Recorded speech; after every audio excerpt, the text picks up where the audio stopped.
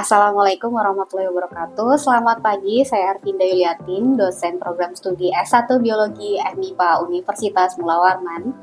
Sebagai dosen pengampu mata kuliah Mikrobiologi Lingkungan dengan kode 2307026003P061 berjumlah 3 SKS untuk mahasiswa semester 6. Mata kuliah Mikrobiologi Lingkungan ini merupakan mata kuliah pilihan yang membahas terkait konsep dasar mikrobiologi lingkungan dan sejarahnya, siklus biokimia di lingkungan, mengenal mikroba di berbagai habitat, tanah, udara, perairan, lingkungan ekstrim, dan mikroba pada sumber polutan, diversitas dan interaksi mikroba di ekosistem alami, mikroba sebagai indikator kualitas air, kuliah lapangan hulu hilir pengolahan air bersih, Samarinda, pemecahan berbagai masalah pengendali limbah pencemar perairan seperti remediasi logam berat, kemudian proyek potensi beberapa bakteri dalam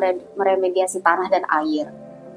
Pada mata kuliah ini memiliki capaian pembelajaran yang diturunkan oleh program studi, yaitu pertama, CPL 1 yang berkontribusi dalam kehidupan bermasyarakat berdasarkan agama, Pancasila, dan etika dengan menunjukkan sikap bertanggung jawab, disiplin, dan berkomunikasi dan bekerja dalam kelompok maupun mandiri. Kemudian, CPL 3 mampu menerapkan metode dan etika ilmiah dalam memecahkan masalah dan mengambil keputusan secara tepat berdasarkan hasil analisis data dan informasi dalam bidang keahlian biologi. CPL 5 terampil menggunakan dan mengaplikasikan instrumen terkait bidang kajian biologi secara bertanggung jawab, jujur, dan memperhatikan prinsip kelestarian alam. CPL 7 menguasai konsep teoritis keilmuan biologi mulai dari molekuler, sel, organisme, serta aplikasinya dalam pengelolaan dan pemanfaatan biodiversitas, hutan tropis basah, dan lingkungannya. Capaian pembelajaran mata kuliah pada mata kuliah ini yaitu yang pertama, CPMK 1 mampu menjelaskan prinsip dasar mikrobiologi lingkungan, ruang lingkup, peran mikroba dalam mengatasi permasalahan lingkungan, serta siklus biokimia di alam. CPMK 2 mampu menganalisis karakteristik persebaran dan peran mikroba di berbagai habitat seperti tanah, udara, dan perairan, serta lingkungan ekstrim. CPMK 3 mampu menganalisis diversitas dan interaksi mikroba di ekosistem alami, peran mikroba sebagai indikator kualitas air, serta merumuskan solusi permasalahan polutan, tanah, dan air dengan berbagai memanfaatkan potensi mikroba. Dan CPMK 4 mampu merancang dan melaksanakan proyek remediasi tanah dan air tercemar dengan memanfaatkan bakteri potensial, menyajikan hasil proyek secara informatif, serta mewujudkan sikap ilmiah, tanggung jawab, dan bekerja sama.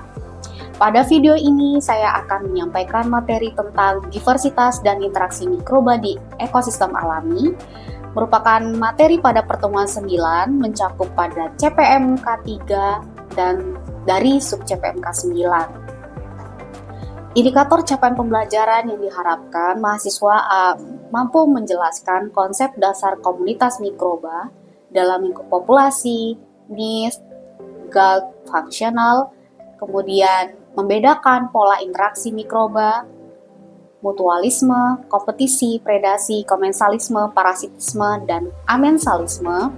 Yang ketiga, menganalisis faktor dan proses resiliensi komunitas mikroba pada studi kasus nyata. Yang keempat, mengaitkan interaksi mikroba dengan dampak pada kesehatan hewan dan manusia. Untuk perkuliahan, dilaksanakan secara tatap muka dan diskusi interaktif.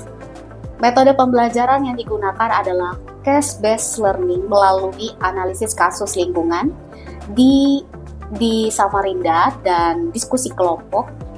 Pada saat proses pembelajaran, saya memulai dengan menjelaskan konsep dasar, kemudian membagikan kasus secara acak untuk didiskusikan secara kelompok.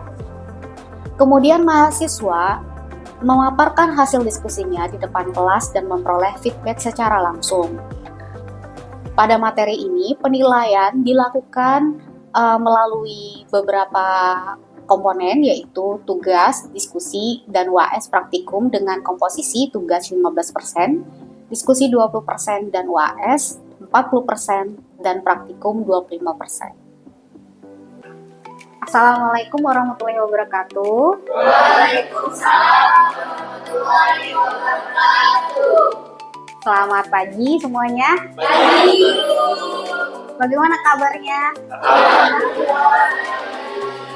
Alhamdulillah ya. Pada hari ini kita kembali lagi ke mata kuliah mikrobiologi lingkungan dengan tema diversitas dan interaksi mikroba di ekosistem alami pada pertemuan ke-9 ini.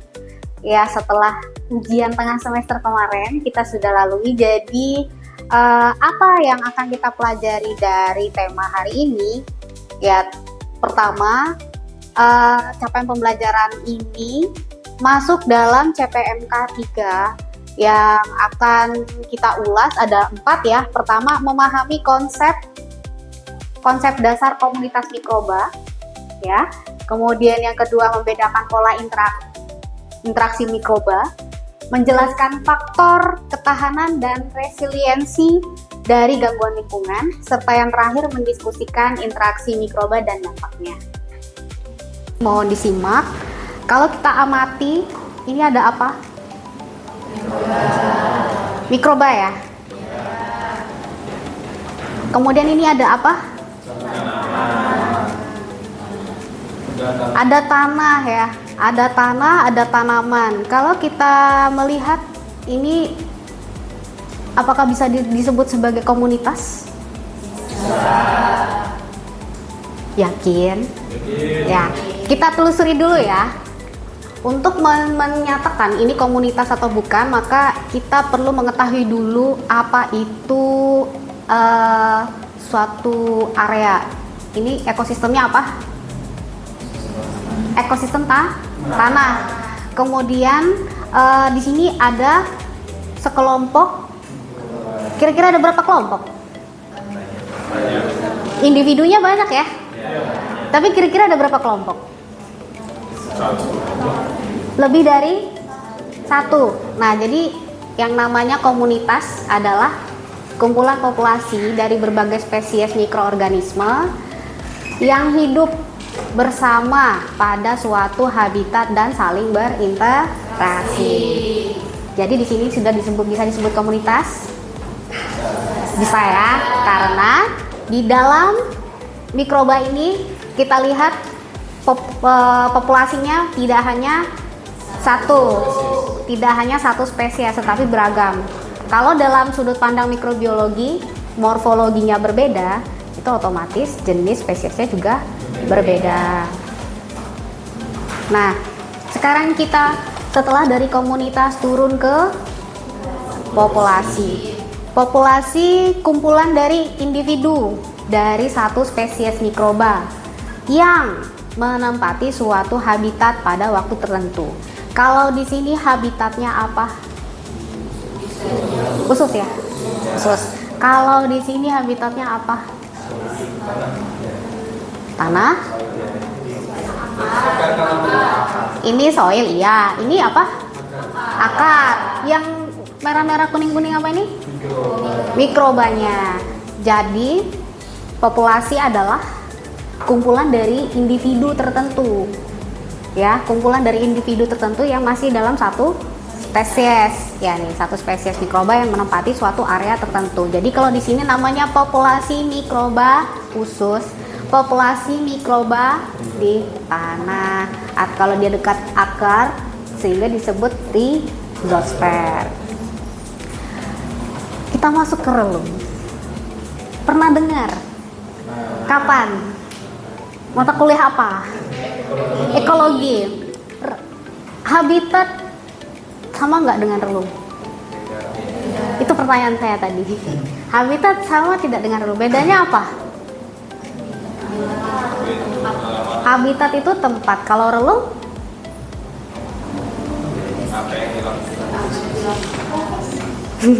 Jadi ini ya, relung ekologi itu niche yang tadi di awal-awal itu ya, bahasa Inggrisnya. adalah peran fungsional dan posisi suatu spesies dalam komunitas termasuk sumber daya yang dimanfaatkan. Jadi bagaimana seluruh kondisi di lingkungan itu, misalnya nih mikroba ya, mikroba di suatu tempat yang tadi di sini, ini kan mikrobanya banyak nih. Ini udah membentuk suatu nis, tapi mungkin yang warna kuning ini dia punya fungsi khusus. Mungkin yang pink ini dia punya fungsi khusus lagi, yang biru ini ada fungsi khusus lagi. Itulah yang menyebabkan adanya relung ekologi. Jadi bukan habitatnya, tapi fungsinya.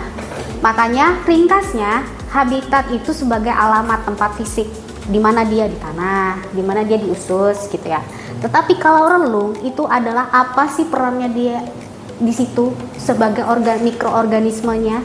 Jadi makanya bisa dikatakan profesi. Apa yang dilakukan di situ, bagaimana sumber dayanya, kemudian dia berinteraksi dengan apa saja. Ya gitu ya. Ya, Bu. Udah paham? Ini contoh ya. Ternyata relung itu bisa dari berbagai dimensi. Pertama, dari sumber makannya, kemudian kebutuhan oksigen. Kalau dilihat dari lingkungannya tuh parameternya bisa pH, bisa suhu. Kemudian dari posisi spasial dan waktu aktif.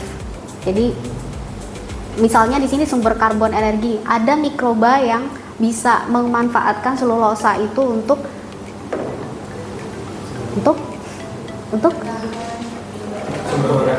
ya, kemudian ada juga untuk kebutuhan oksigen, anaerobik, aerobik, obligat, fakultatif ya, untuk proses metabolisme primer dan sekundernya, ya kan? Begitu juga ketika ada di rentang suhu, ada mikroba tuh yang bisa tahan hidup di suhu yang tinggi, suhu yang biasa, kemudian suhu yang sedang. Ada juga mikroba yang tahan di asidofilnya apa? Asam ya, tahan asam, toleran asam. Kemudian ada alkalifil, berarti yang tahan basa. Dan posisi spasial di sini bisa ada yang di tanah, ada yang di dalam permukaan tanah. Makanya ada disebut deep surface, atau juga mungkin hidup di comberan itu kan kalian sering melihat ada semacam kayak pelikel gitu ya di atasnya. Nah, itu termasuk biofilm. Atau di pipa-pipa gitu ya. Itu termasuk dari salah satu contoh biofilm yang dari mikroba. Kemudian waktu aktif, ada aktif siang, misalnya berfotosintesis, dan kalau malam fungsional. Nah, ini apa bedanya dengan NIS? Kalau NIS itu tadi ada perannya. Nah, kalau ini adalah kelompok spesies. Nah, ini contohnya. Di sini ada apa?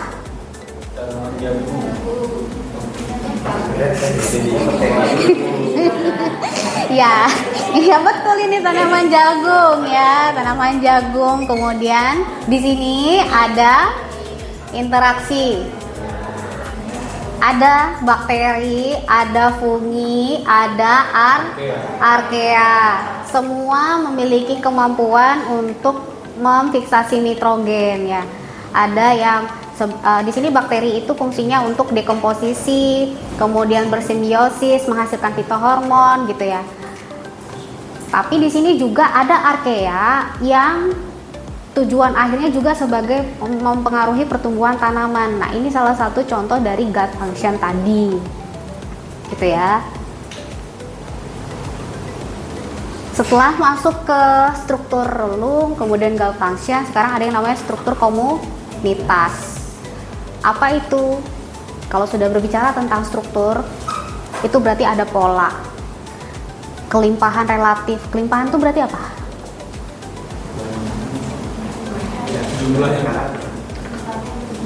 Jumlah ya. Kelimpahan itu berarti jumlah individu. Pola kelimpahan relatif dan interaksi antar spesies yang membentuk jaring-jaring komunitas. Contohnya di sini ada di tanah, ada di akuatik, ada di host, di mana mikroba yang di sini melimpah tetapi saling berinteraksi satu sama lain di satu ekosistem tertentu.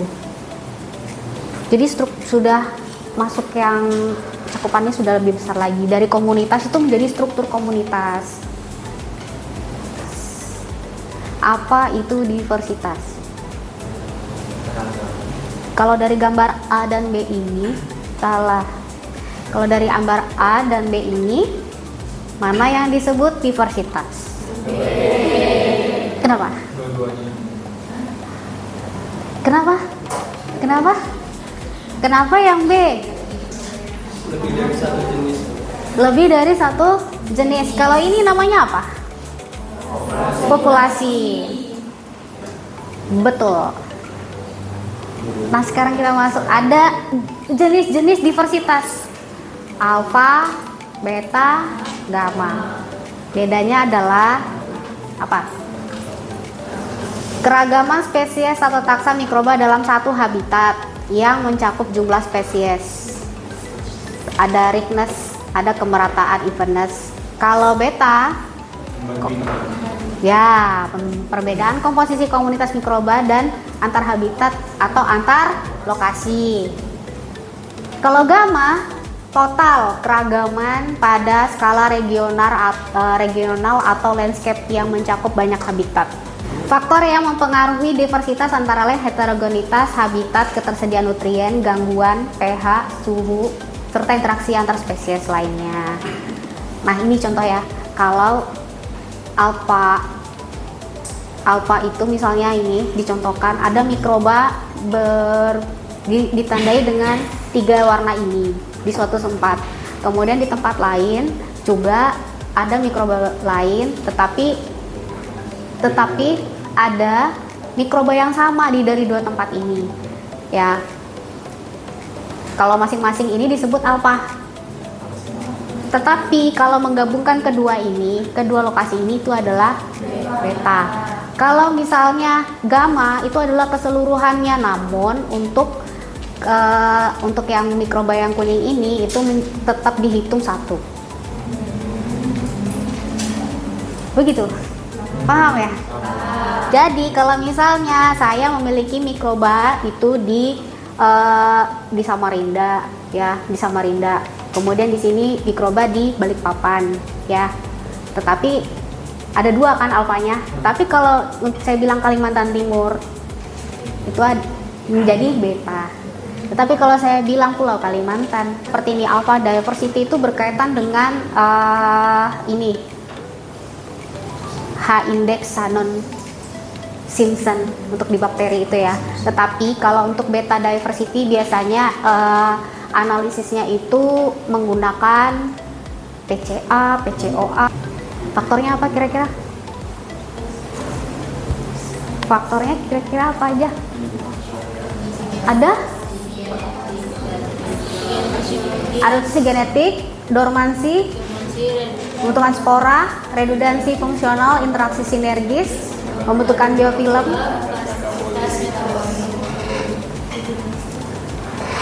Yakin? Kira-kira di sini ada yang bisa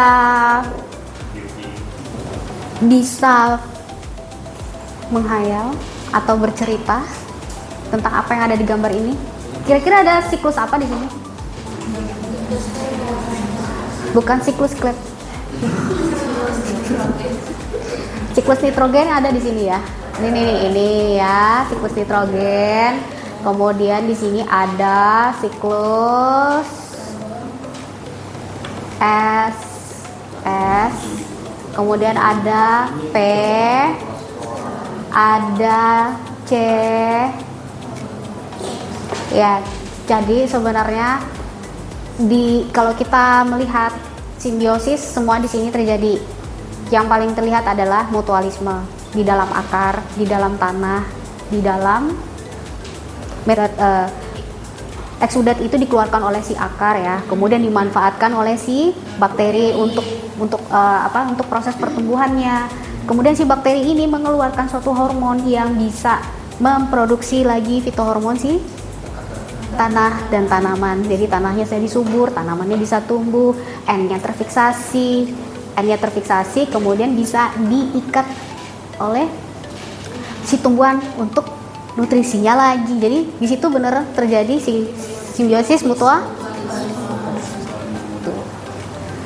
Ini juga efeknya tadi ya, bisa menumbuhkan tomat, tanahnya subur, mengurangi mengurangi hama, mencegah hama dan segala macam. Juga bisa sebagai dekomposer, ya kan?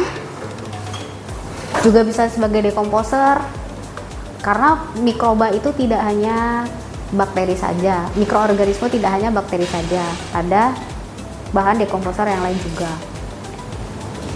Kira-kira apa nih jawabannya ini?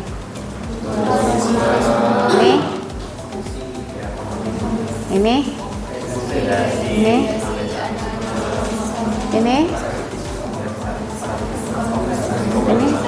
Kok tahu sih?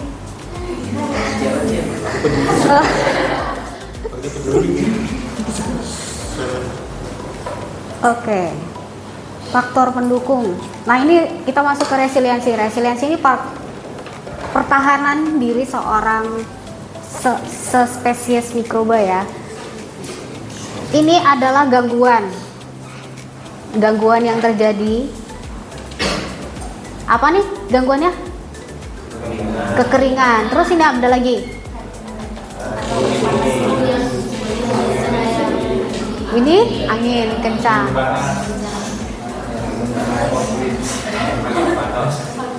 Jika ada lahan yang kritis, kalau masih ada tanaman yang bisa tumbuh di sana, menandakan bahwa si bakteri yang ada di sana, di tanah itu, dekat akar itu, memiliki potensi spesifik, memiliki kemampuan yang berbeda dari lingkungan biasanya, sehingga dia dapat tetap tumbuh, tetap hidup, tetap bertahan, survive.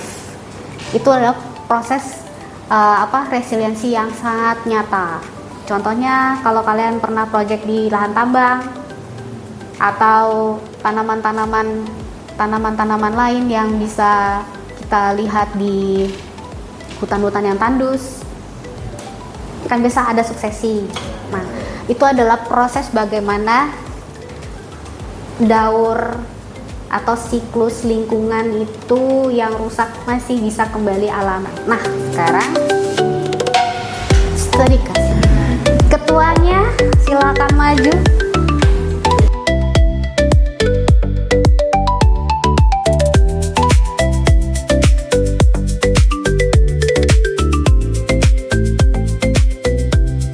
Bagaimana? Sudah diskusinya? Sedikit lagi Bu. Perwakilan kelompok silakan. Yang pertama siap, boleh maju. Mau dari kelompok sana di depan atau yang di sebelah kanan dulu? Depan. Oke. Siapa jubirnya?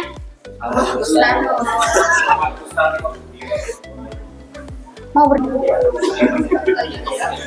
Oke, simak temannya. Pertanyaannya apa dulu ya? Jadi pertanyaannya adalah imajinasikanlah masalah yang relevan terkait materi hari ini. Jadi masalah yang kita mungkin itu mengenai degradasi tanah oleh pertambangan. Jadi pertama kan tambang itu kan akan pertambangan itu akan merusak dari struktur komunitas tanah sehingga tanah terdegradasi. Selanjutnya, karena degradasi yang tanah terjadi, maka komunitas mikroba itu akan mengalami perubahan secara drastis. Di sini mikroba yang terkait akan melakukan adaptasi yang pertama itu. Adaptasi sehingga beberapa mikroba yang memiliki kemampuan untuk hidup di relung atau di ruang lingkup tersebut itu mampu untuk menciptakan lingkungan yang baik untuk mikroba lain yang bisa menguntungkan bagi tanaman, menguntungkan bagi vegetasi. Tanaman apa contohnya? Nah, contohnya tanaman pionir biasanya tuh dari kelompok kuase atau rumput-rumputan biasanya gitu. Nah, dari munculnya, jadi karena dia tuh memungkinkan untuk memunculkan si mikroba yang mampu menguntungkan vegetasi, sehingga tuh mikroba yang menguntungkan vegetasi ini akan saling berinteraksi, sehingga tuh saling berinteraksi satu sama lain menciptakan suatu simbiosis yang mutualisme sehingga menciptakan kondisi lingkungan yang baik untuk pertumbuhan dari si vegetasi itu. Pertumbuhan tanaman ya. Nah, setelahnya ketika tanaman ini sudah mampu bertumbuh, maka interaksi antara mikroba itu akan semakin luas sehingga akan membentuk komunitas yang semakin besar, sehingga tanaman-tanaman lain yang selain pionir itu akan sedikit demi sedikit akan tumbuh sehingga membentuk membentuk suatu tempat ya yang kembali hidup lagi dari tanah yang terdegradasi itu. Oke, siapa dulu? Terima kasih tim Bustanul dan kawan-kawan. Selanjutnya siapa? Pertanyaannya adalah menemukan masalah lingkungan yang mengganggu keseimbangan ekosistem mikroba. Jadi di sini kami ambil contoh dari sebuah kasus pemberian pupuk yang berlebih mengakibatkan kinerja dari mikroba menurun. Dapat dikarenakan dari mempengaruhi kondisi tanah, sehingga mikroba yang berperan dalam penguraian dan penyediaan unsur hara tidak dapat bekerja secara optimal. Kemudian akibatnya hilangnya kemampuan alami mikroba mengurai tanah. Oke, benar.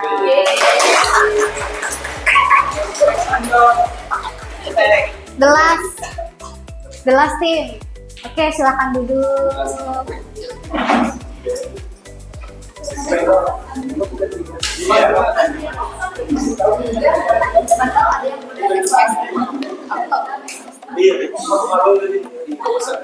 Untuk pertanyaannya adalah masalah apa yang mempengaruhi populasi mikroba terbanyak? Yang pertama mungkin ada dari faktor lingkungan, misalnya suhu yang terlalu panas dan juga pH dan hujan. Jadi contohnya misalnya seperti pada tanah kan itu ada sebuah mikroba bernama Bacillus, karena yang kerjanya itu tuh memerlukan suhu dan pH yang tepat. Tapi kalau misalnya terdapat lingkungan misalnya seperti banjir, mungkin itu dapat mempengaruhi optimalisasi dari fungsi kerjanya si Bacillus tersebut. Kemudian juga bisa juga dari minimnya substrat tempat untuk mikroba bekerja, misalnya pada usus. Pada usus itu kan terdapat mikroba seperti E. coli yang tugasnya untuk melakukan pembusukan pada sisa makanan yang ada di usus. Tapi kalau misalnya makanannya itu minim, maka fungsi kerja dari si E. coli itu juga berkurang. Dan juga faktor lainnya bisa jadi adanya persaingan dengan spesies lain, di mana jika terdapat dua spesies dengan fungsi kerja yang sama, mungkin yang dominan bakal lebih optimal, sedangkan yang tidak dominan akan mengalami ketergangguan pada populasi. Betul. Ya, jadi hari ini sudah cukup jelas bahwa ternyata materi kita hari ini itu sudah sangat terkait dengan aktivitas kita sehari-hari. Namun kita baru mengetahui konsep dasarnya saja. Saya akhiri diskusi hari ini dan pertemuan hari ini. Terima kasih. Assalamualaikum warahmatullahi wabarakatuh. Waalaikumsalam warahmatullahi wabarakatuh. Demikian tadi video pembelajaran mata kuliah mikrobiologi lingkungan. Terima kasih atas perhatiannya. Assalamualaikum warahmatullahi wabarakatuh.